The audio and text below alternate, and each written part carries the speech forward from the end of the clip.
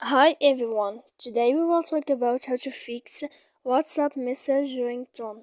To know how to fix WhatsApp message ringtone, you should just go to settings like this. We will click.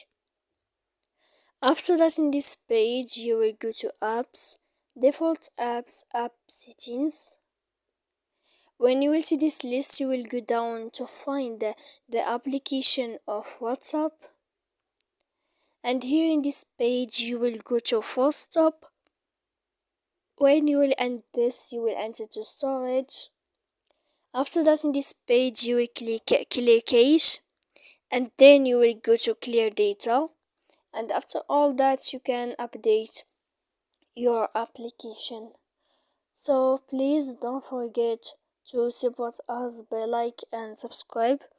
See you next time in another video, and thank you for watching.